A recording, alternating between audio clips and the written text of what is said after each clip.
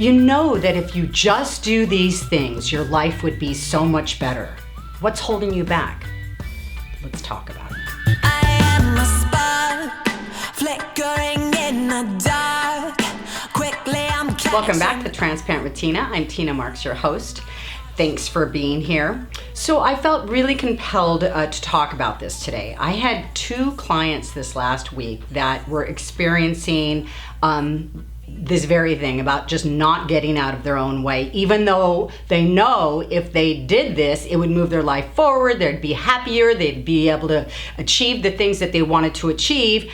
And one of them was, getting used to being on camera, getting used to doing stories on Instagram or Facebook, on social media, period. Posting is an adjustment, just like anything else. If you haven't done it before, it can be intimidating. And intimidating equals fear. Fear equals procrastination. So it's like it goes to the bottom of the list for me. If it's something that I don't want to do and it's something new, it goes to the bottom of the list. And then guess what? It could be a year later, it's still at the bottom of the list, 2 years later, and that's what happens.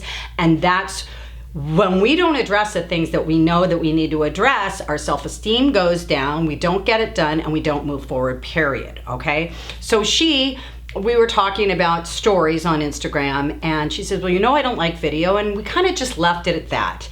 Well, a couple minutes later, she texted me and she said, I just put up a story on Instagram. It wasn't a video, but it was a story. And she goes, well, I've got to really stop overthinking things, okay? That is number 1. That's my number 1 tip. Stop overthinking things.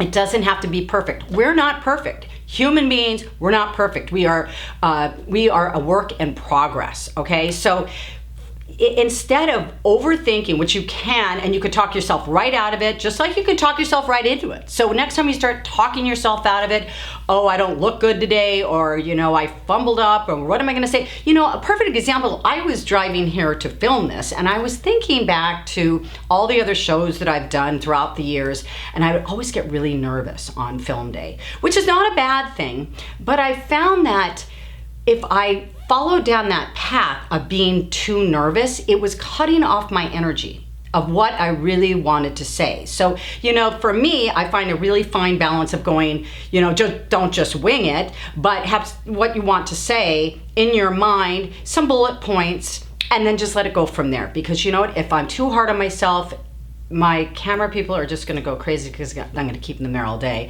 And Jeff's laughing right now. So anyway, one thing is don't over question yourself, okay? Number 2 is stop trying to figure everything out. You don't need to know from A to Z exactly how it's gonna work. One step in front of the other.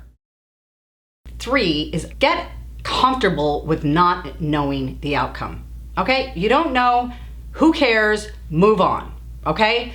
Do it, and then get on to another project. And that the beauty of this is just when you just tackle one thing after another, every single time that you take that next step, you feel better about yourself. So even if you look back and it's like I watch a show and I go, oh, what was I thinking? I was horrible that day.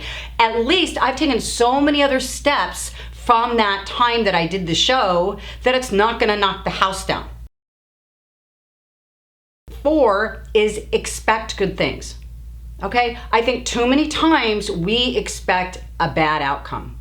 Oh, they're not gonna like it. Oh, whatever it is. So expect good things. When you declare, good things happen. It's just the laws of the universe. And I say that to my clients. They use hope. I say don't use hope, don't use try. You declare it. You want the listing, declare it to the universe, you're gonna get the listing. And guess what?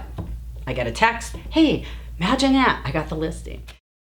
Exercise is so important for this, okay? Because when you're exercising, you're building a stronger body, your blood's moving, you get more oxygen to your brain, and you just cannot overlook the benefits of exercise. Accessing your inner child.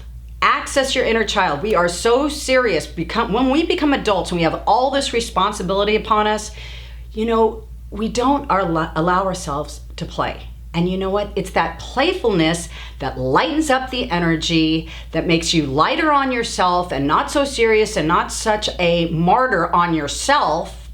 So access your inner child. I climb trees. I do other things. I dance. I play with my dog. I act really stupid in front of my 15-year-old just to get him to laugh, because getting him to laugh just makes my heart melt. And one more.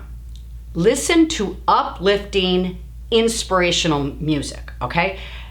Now, when you're going through something sad, it's interesting how you can attach a song to what you're feeling. For example, if you've gone through a breakup, every song that's about a breakup seems to come on. But you know what? What I found is that instead of using the person in the song as a let's say the person that you just broke up with, replace that person with God, okay? One of my favorite songs that's out right now, and the line is, "No one can hurt you as long as I'm here." So what that line means to me is that I just know that I never walk alone.